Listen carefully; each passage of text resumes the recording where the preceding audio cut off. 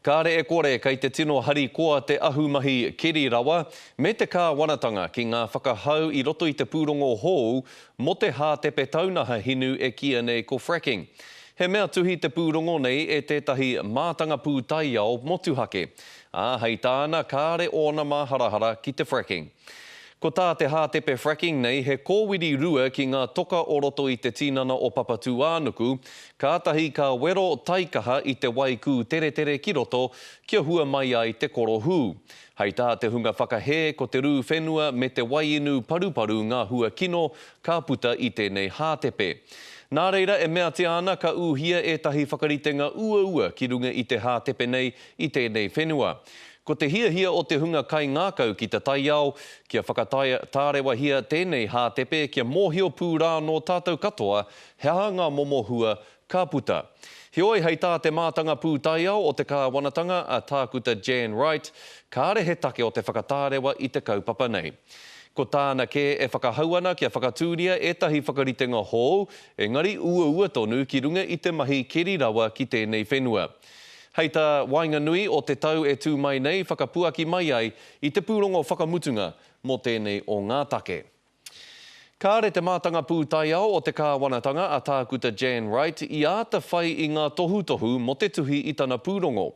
Nā te mea I āta tuhi kōrero ia mo ngā whenua e puritiana e te iwi Māori me te whakamahinga o ngā rawa o te whenua I roto I tana pūrongo mo te fracking. Ko te pātai ia, ka pēhera ngā piropiro o te iwi Māori, ki tāna whakatau, e kore te taiao e raru I te fracking, me nā rā ka tika te whakahaere I taua hātepe. I think it's safe enough, not in my judgment, so that I don't need to call for a moratorium at the moment. Well, look, I think it's a very positive report from the Parliamentary Commissioner for the Environment. What she's fundamentally saying is it's safe to undertake fracking in New Zealand, but you need to carry out that fracking in world-class standards. We really want to look ahead to where fracking might go and see if the regulation we have, the kind of government arrangements for oversight and so on are adequate to deal with that. The way I read the report is, like a lot of things, she's saying those who are scaremongering and saying you can't do this and it's not not an activity New Zealand should be engaging in are actually fundamentally wrong.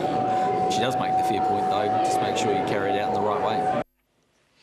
Nō reira hei whakarā popoto ake anō. Kua ki te mātanga taiao o te kāwanatanga kei te pai te hātepe taunaha hinu, e kia nei ko te fracking me nā rā kei raro taua hātepe I etahi whakahaere tōtika. Nō reira e kore ia e whakahau kia rāhuitia taua hātepe I roto I tēnei whenua.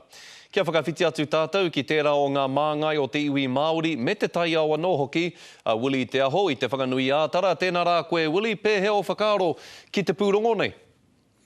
O tuatahi Scotty no te whānau āpanui au, kāre mātou I te whakaai ki enei mahi, enei tūmomo mahi, tuatahi. Tuarua he mana nui tō te tari nei o Jan Wright, nā reira ko te mea tuatoru ko tēnei, kia noho tārewa tonu tēnei mahi ki āta tirohia tana ripoata whakamutunga I te mea ko tēnei ripoata I puta mai te rānei, ko te wahanga tuatahi o te ripoata. Hei te wainga nui o te tau e tū mai nei, puta mai ai te pūrongo whakamutunga. Hei tā te ahumahi Kirirawa me te kāwanatanga kei te tautoko tēnei pūrongo I o rātou hia mea rātou kaupapa mo te Kirirawa I roto I ngā whenua o Aotearoa. Kei te whakai koe? Kei te whakai ki tērā I runga I te hia o tēnei kāwanatanga ki te whakatipu mahi mō ngai tātou. Engari ko te āhua āwangawanga kai roto I au ko tēnei. He hanga tika o ngā iwi ki ngā hinu kei te keria e rātou. Kia tirohia tērā kaupapa I te tuatahi, koe rā te take ka ki ake au, kia noho rāhui tia tonu tēnei kaupapa, kia ata tirohia te ripoata a Jan Wright tuatahi, kia ata tirohia ngā tika o ngai tātou te iwi Māori ki te hinu me ngā rawa kai roto I a Papatūānuku. Mō kuri kia kōrero koe mō ngā tika o te iwi Māori ki enei rawa ki enei taonga. I te mea kei roto I te pūrongo nei te whakatau e ki ana he taonga Māori te hinu me te korohu.